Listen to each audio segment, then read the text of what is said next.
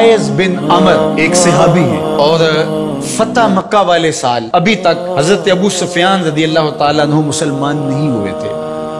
तो किसी ने जिक्र किया तो उसने अबू सुफियान रदी अल्लाह ताला अन्हु का नाम पहले लिया और आयज बिन अमर का नाम बाद में लिया। तो मेरे और आपके आका और मौला नाराज हो गए और फरमाया ऐसा नहीं करोगे तुम, सरदार है कौम के अबू सुफियान और ये आयज एक सादा मुसलमान है, लेकिन चूंकि ये मुसलमान हैं लिहाजा नाम लेते हुए तुम पहले इसका नाम लो। इकबाल कहता है कि कतराए आबे वुजूए कंबरे खूब तर अज खूने नाबे कैसरे, कि हजरत अली रदी अल्लाह ताला अन्हु के दर का गुलाम कंबर रदी अल्लाह ताला अन्हु जब वुजू करते हैं और उनके वुजू के पानी से जो कतरे गिरते हैं वो उस दौर की सुपर ताकत सल्तनत रूम का शहनशाह कैसर, कहा कैसर के खून से वो कतराए वुजू ज्यादा कीमती है जो मोहम्मद अरबी के गुलाम के बदन को छू के गुजरता है। तो इस्लाम की एक अपनी अनोखी शान है, इस्लाम का एक अपना मिजाज है। लेकिन मानूसियत तहरीक ने एक नारा बुलंद किया 14वीं सदी के आगाज में कि वहदत अदियान के जरिए से लोगों को करीब किया जाए, और उनका मकसद क्या था कि मुसलमानों को तज़ब्ज़ुब के अंदर मुब्तला किया जाए।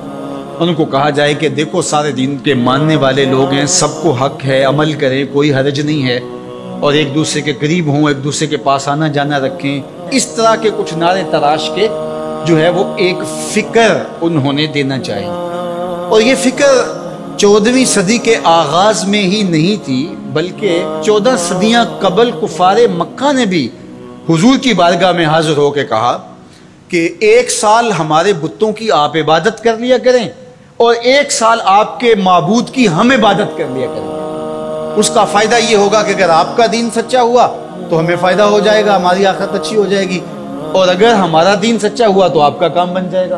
बाहमी मुनाकशत, लड़ाइयाँ, उलझाओ ये भी नहीं होगा, दोनों का फायदा हो जाएगा। जब उन्होंने ये पेशकश हुजूर से की तो हुजूर के सीने अतहर पे सूरह अल काफिरून का नज़ूल, कुल या अय्युहल काफिरून ला आबुदु मा ताबुदून, ऐ महबूब फरमा दो कि जिनको तुम पूछते हो उनको मैं नहीं पूछता, और जिसको मैं पूछता हूँ उसको तुम पूछने वाले नहीं, और जिसको तुम पूछते हो मैं कभी भी उसको पूछने वाला नहीं हूँ। लकुम दीनुकुम वलिय दीन, तुम्हारा दीन तुम्हारे साथ, मेरा दीन मेरे साथ। तो ये एक अलग तशख़्ख़ुस है मेरे और आपके आका मौला के सीने पे उतारी गई सूरत के जरिए से जो वाज़े किया गया।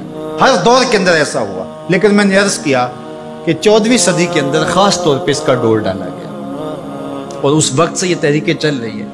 और बड़े बड़े नाम हैं, उनमें से कुछ नाम आप भी जानते हैं जो नादीदा या दीदा तौर पे इस फ़लसफ़े के ज़ेर असर आए और उन्होंने ये तबलीग शुरू कर दी जो इस्लाम की बुनियादी फ़िक्र के मुनाफी है। गुज़श्ता दिनों पाकिस्तान की कौमी असम्बली के अंदर एक मंदिर की तामीर के हवाले से जब बात चली तो एक साहब ने कहा कि किसी दीन पर कोई बरतरी हासिल नहीं है कि मैं मगरब में एक गिरजाघर में नमाज पढ़ी है और उन्होंने मुझे इजाज़त दी है। वो तो चर्च फरोख्त कर देते हैं, तो आप मस्जिद फरोख्त कर देंगे? वो अपना दीन तरक कर चुके हैं, वो तो उनकी ख्वाहिशात का मजबूआ है, तहरीफ राह पा चुकी है, और उन्होंने उन ख्वाहिशात के नतीजे में जो मिल बैठ के फैसला कर ले उसमें वो अपनी इबादतगाह को बेच देते हैं। तो क्या हम अपनी इबादतगाह को बेच सकते हैं?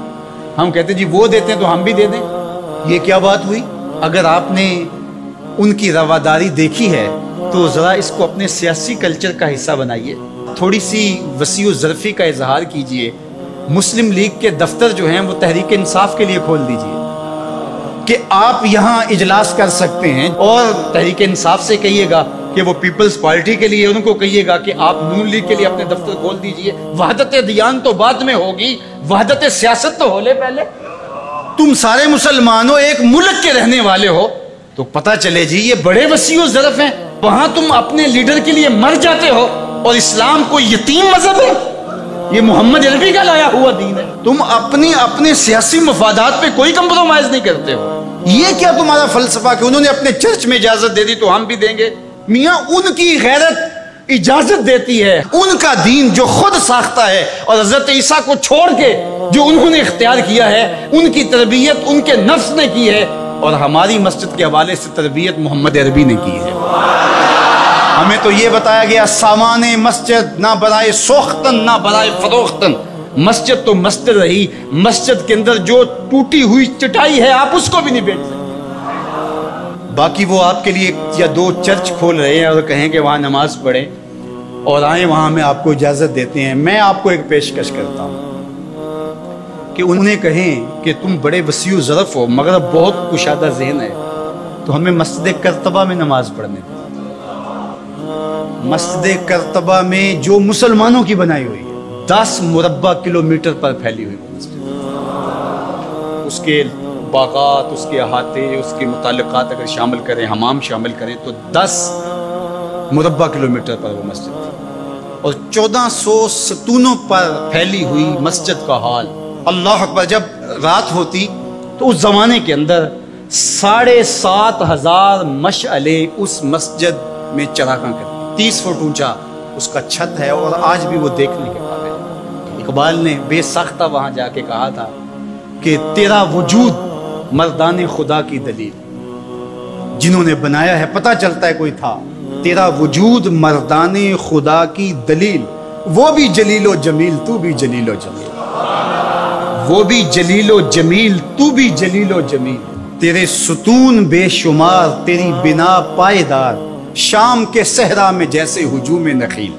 تو وہ مسلمانوں نے بنائی ہوئی، 800 سال مسلمانوں نے اندلس میں حکمرانی کی، اب وہ مسجد مسلمانوں کی تعمیر کرتا وہاں موجود ہے اور گرجا گھر میں تبدیل کر دی۔ 2008 میں مقامی مسلمانوں نے پوپ کو درخواست دی کہ جس رواداری کی، مذہبی رواداری کی آپ بات کرتے ہیں، اس رواداری کو قائم کرنے کے لیے ایسا کیا جائے کہ ہمیں بھی اس مسجد میں نماز پڑھنے کی اجازت دی جائے۔ یہاں گرجا گھر ہے، تصویریں لگی ہوئی ہیں اور وہ آ کے عبادت کرتے ہیں عیسائی، تو ہم بھی ایک گوشے میں عبادت کر لیا کریں۔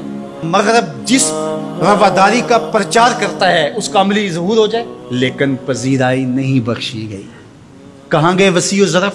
تم کہتے ہو گرجوں میں نماز پڑھنے دیتے ہیں، تو وہاں 2 رکعت پڑھ کے 2011 میں اللہ نے توفیق دی تو مجھے شوق تھا کہ میں مسجد کرتبہ دیکھوں، بچپن سے پڑھتے آئے، مسجد کرتبہ کی یادیں خیالوں میں نقش تھی۔ تو جب میں وہاں پہنچا تو وہ دروازے پہ بتا دیتے ہیں کہ یہاں نماز کی اجازت نہیں ہے، تو اب وہ مسجد جہاں قدم قدم پہ اہل علم اور اولیاء کے پیشانیوں اور سجدوں کے نشان موجود ہیں۔ اب مجھے تو گوارا نہ ہوا کہ میں جوتا پہن کے جاؤں، تو میں نے جوتا اتار کے ایک سمت رکھ دیا اور مسجد میں داخل ہوا۔ تو سیکورٹی کے لوگ میرے پیچھے بھاگے اور کہنے لگے کہ آپ یوں نہیں پہن سکتے۔ میں نے کہا کیوں؟ کہتے آپ نے جوتے اتارے۔ تو وہاں تمام مذاہب کے لوگ آتے ہیں، آپ جانتے ہیں کہ ان کے لباس بھی مختصر ہوتے ہیں۔ تو میں نے کہا انہوں نے تو لباس بھی نہیں پہنے ہوئے، تو مجھے اس کی اجازت دیتے کہ میں جوتا اتار دوں؟ انہوں نے لباس اتارے ہوئے۔ تو وہ کہنے لگے جی نہیں۔ میں نے کہا مجھے بات سمجھاؤ کس طرح؟ تو جو گفتگو ہوئی وہاں، جو میرے ساتھ ترجمان تھے ان کے ذریعے سے، وہ یہ تھی کہ چونکہ مسلمان مسجد کی تعظیم کرتے ہیں اور مسجد کی تعظیم عبادت کا روپ ہے، اور وہ مسجد کو تقدس دے کر کے اس کی تعظیم کرتے ہیں، اور آپ نے جو جوتا اتارا ہے آپ کی نیت میں مسجد کی تعظیم یہی ہے۔ میں نے کہا بالکل یہی ہے۔ یہاں بڑے بڑے مشائخ اولیاء بیٹھتے رہے تو کس طرح میں اپنے جوتوں سے اس کو فرش کروں گا؟ تو انہوں نے کہا جی ہمیں اجازت نہیں۔ تو ان سے بہت کہا لیکن وہ کہنے لگے یہ ہو ہی نہیں سکتا، تو ہم ساری مسجد نہیں دیکھ سکے اور واپس آ گئے۔ اور 2014 میں پھر دوبارہ جانا ہوا، پھر یہی میرے ساتھ مسئلہ ہوا۔ تم کہتے ہو بڑے وسیع و ظرف ہے، میں اپنا تجربہ بتا رہا ہوں۔ تم کہتے ہو چرچ میں نماز پڑھنے دیتے ہیں اور وہ جوتے اتار کے نہیں جانے دیتے۔ او میاں وہ تمہارے لیے ایک کھلونا رکھا ہے، تمہیں بہلانے کے لیے، تمہیں ورغلانے کے لیے وہ رکھا ہوا ہے۔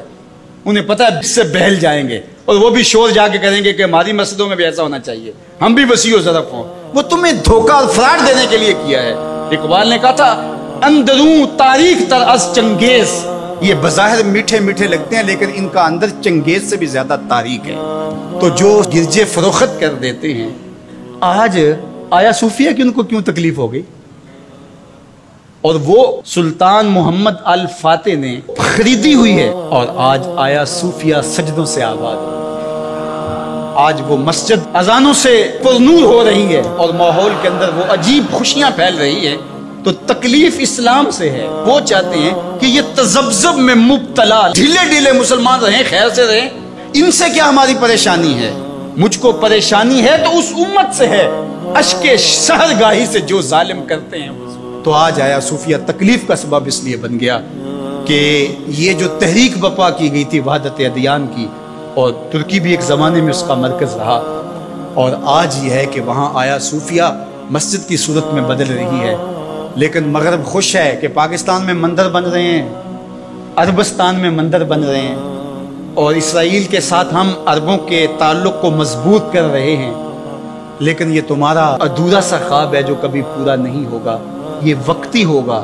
انشاءاللہ وہ وقت دوبارہ آنے والا ہے کہ پوری کائنات پہ جھنڈا میرے حضور کا ہی ہوگا۔ ملیں گے سینہ چاکانے چمن سے سینہ چاک، بزم گل کی ہم نفس باد صبا ہو جائے گی، شبنم افشانی پیدا کرے گی میری سوز و ساز، اس چمن کی ہر کلی درداش نہ ہو جائے گی، آسمان سحر کے نور سے ہوگا آئینہ پوش، ظلمت رات کی سیما پا ہو جائے گی، شب گریزاں ہوگی آخر جلوہ خورشید سے، یہ چمن معمور ہوگا نغمہ توحید سے۔